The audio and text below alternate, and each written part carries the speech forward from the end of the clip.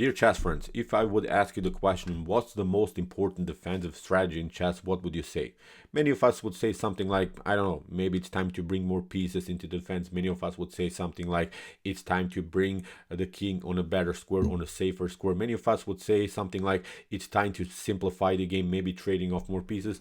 All of these defensive strategies are perfectly fine. They're working in many occasions, but sometimes the game is complicated and we cannot really simplify the game. We cannot really secure the king on a better square.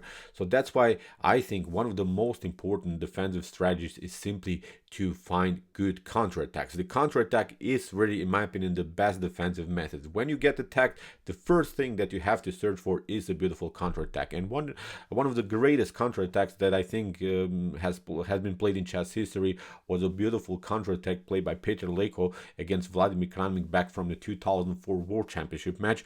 In my opinion, Peter Leko really recognized a really beautiful counterattack, because many of us in the position that Leko had would really, as I said, start to sweat, would just focus on defensive moves, would really never consider every attacking possibilities in the game. So in my opinion, really remarkable game played by Peter Leko. Be prepared, this was simply a beautiful defensive here idea what he produced. So let's see now the game. We'll talk about this World Championship match further here on my YouTube chess channel. We will cover, I think, the whole match, but so far let's see now this game. This was the game 8 from the World Championship match. Really incredible game. And I have to also say, Peter Leko is really one of my favorite commentators on YouTube. I really love his method, how he explains things, and he's really fast in thinking. He's really one of my favorite commentators, and look how he played the game. Really wild stuff, how he outplayed here Vladimir Kramnik. So here Vladimir Kramnik opened with the move e4. We have the move e5 by Leko, knight to f3, knight to c6, and after bishop to b5 we have the Rui Lopez, the Spanish game. a6, the Murphy defense, bishop to a4, knight to f6, kingside castling, bishop to e7, the closed Rui Lopez. So now the game should be more solid. In the continuation we have now rook to e1, and after b5, bishop to b3, kingside castling, we have now the move c3.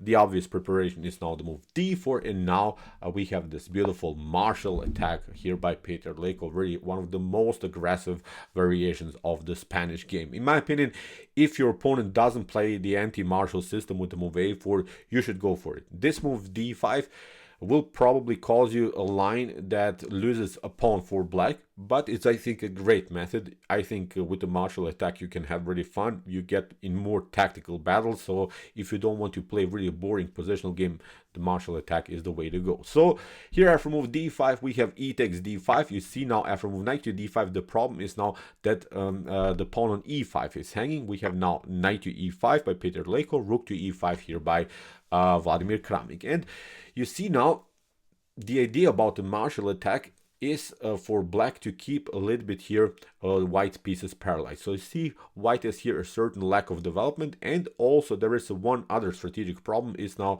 it is exposed rook on e5. So the rook will not stay there forever. The rook will be probably pushed away with some pawn moves, maybe with the bishop's attack like bishop to d6. So with many opportunities, I think black is hoping to get a beautiful piece activity. So okay, black is down a pawn, but has, I think, certain strategic elements that I think could be useful here in black's position. So as I said, it's not you lost a pawn without any counterplay. So here c6, fixing simply the knight on d5. For instance, if black get challenged with this idea, bishop to d5, this should not be good. So I think here for white, because after c takes d5, d4, bishop to d6, look at this, rook to e1, white retreats, and now black is dancing here really with this beautiful bishop's activity. The queen is going to come into the game. Still, white never really improved the position of the minor pieces, so still there is a certain lack of development here in white's position. So I think this could be a really beautiful game here for black. So that's why from c6, I'm not sure if white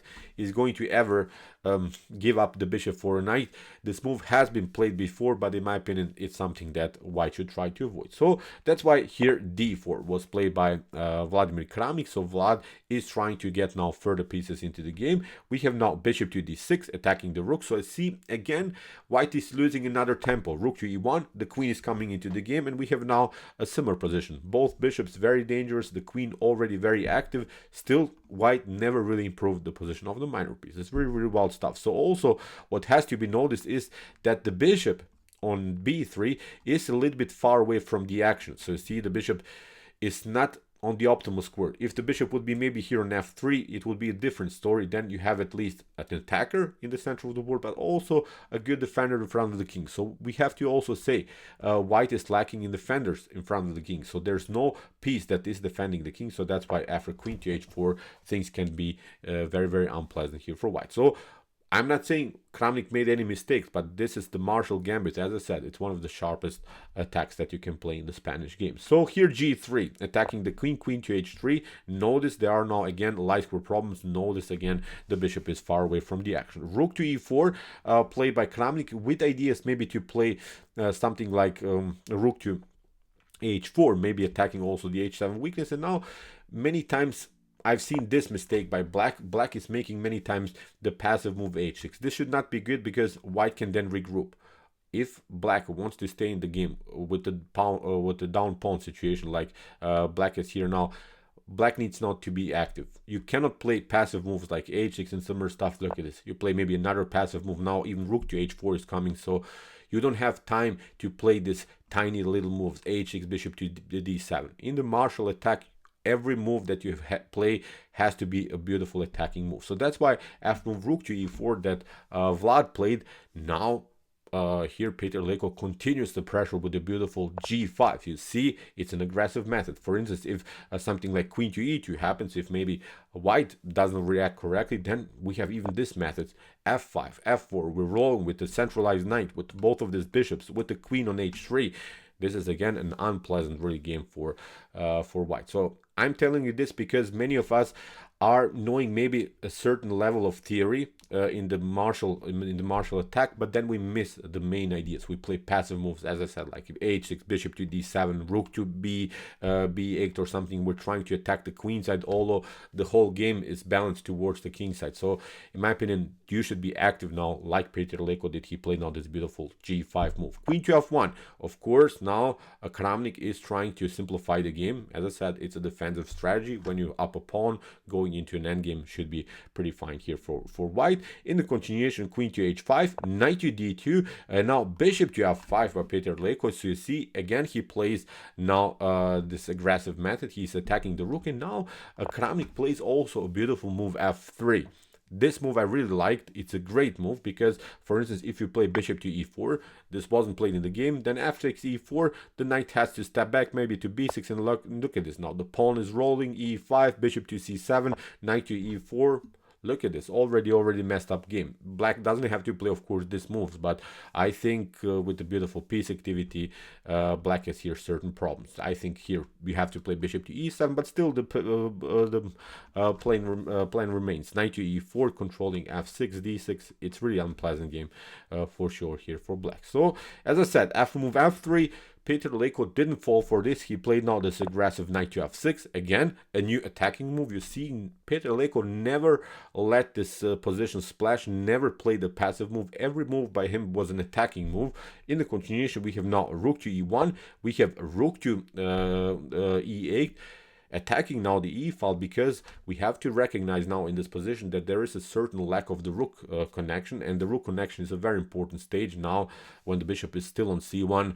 Now Peter Leko is using this moment in order to occupy the e file. It's a well-known theory line, also here played by both sides. So still we are in sort of a well-known territory of the Marshall attack, but now after move a4 that Vladimir Kramnik played, Peter Leko continues with this another aggressive move, queen to g6. Look at this. The bishop and the queen are building a very enormous pressure here on the light squares. And now the serious threat is, of course, a move like bishop to d3.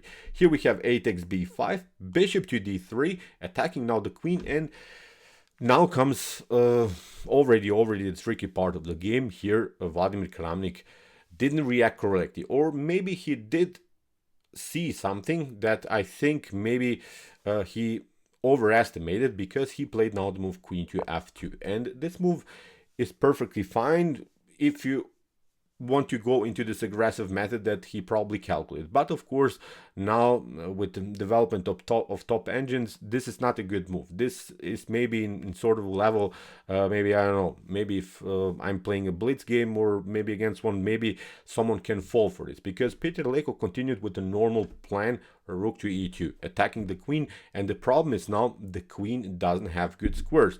You have to give up now the queen, because if you play queen to f1, then we have this windmill tactic, rook to d2, bishop to d2, and now the queen is hanging. You pick up the piece here. Now after queen to d3, the game is over here for white. So that's why after move bishop to d3 and queen to f2, rook to e1, here Vladimir Kramnik played now an incredible move. He played now here queen takes e2, and after bishop to e2, Kramnik's idea was to play this move, b takes a6, and this is stunning actually, because many of us would be scared. Look at this, the pawn is rolling.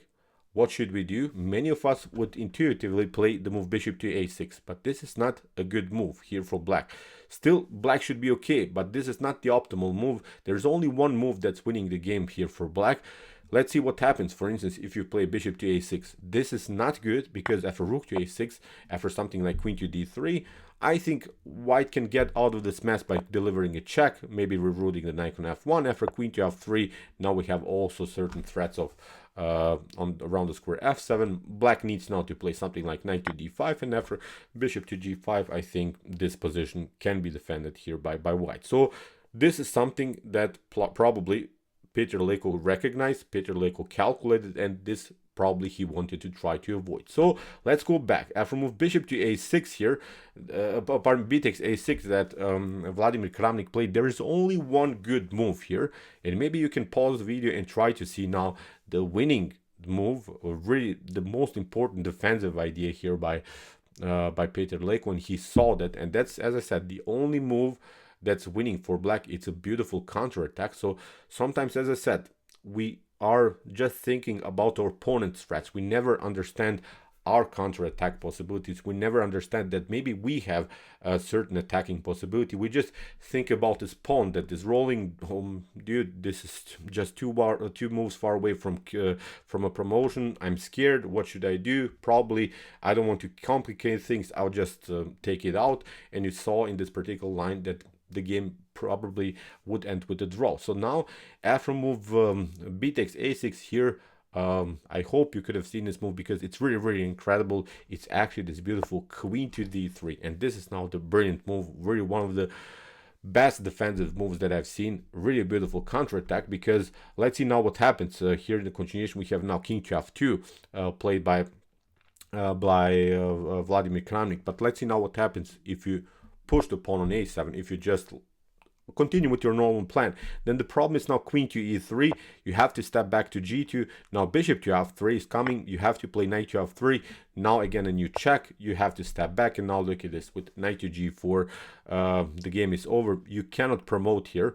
You can maybe promote the queen, but actually this is not helping you. You maybe bring the bishop in between. Now after a couple of checks, look at this, we can play knight to e3. The knight is hanging. You play maybe some moves just to prolong the game. Look at this, it's not working. The game is over. For instance, you could also try here something like h3, simply kicking away the knight in this particular position without sacrificing the queen or prolong the game. But now after h3, queen to f2, first we pick up the knight, and after queen to f2, queen to h2, again this would be a beautiful checkmate. So you see, there's simply no time to push the pawn on a7, because this attack on f3 and then followed with knight to g4 is simply too powerful. Also notice that the bishop is aiming on g3, so there are now 4 pieces really dancing in front of white's king. So this is a devastating attack by black. So that's why king to f2. Kramnik is trying now to defend the position like this, but now again with the same motive, bishop to f3, threatening of course queen to e2, and then queen to g2, checkmate. That's why knight to f3, but now the knight is coming in a beautiful way into the game. Here king to e1 has to be played. If you play of course king to g1, then we play queen to f3, and again there are certain threats here to get checkmated. So again, you don't have time here to push the pawns. The game should be over here for white. So that's why after move knight to f3 and knight to e4, you have to play king to e1.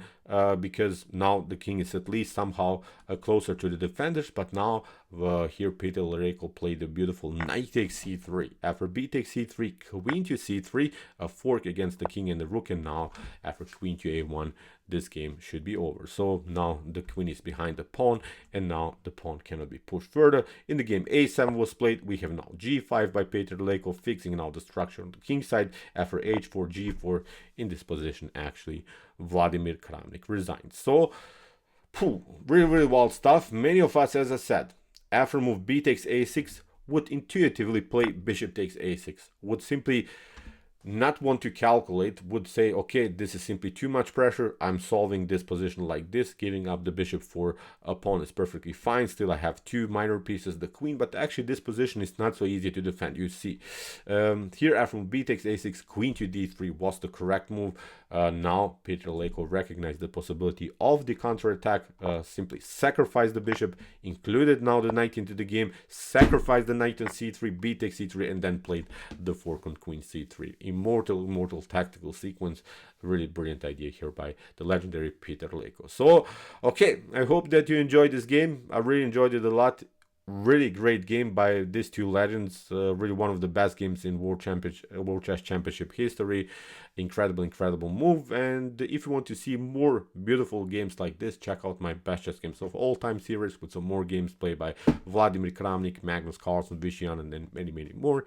And if you like this content, don't forget to subscribe to my channel. See you soon with some more videos, and chess is the best, of course.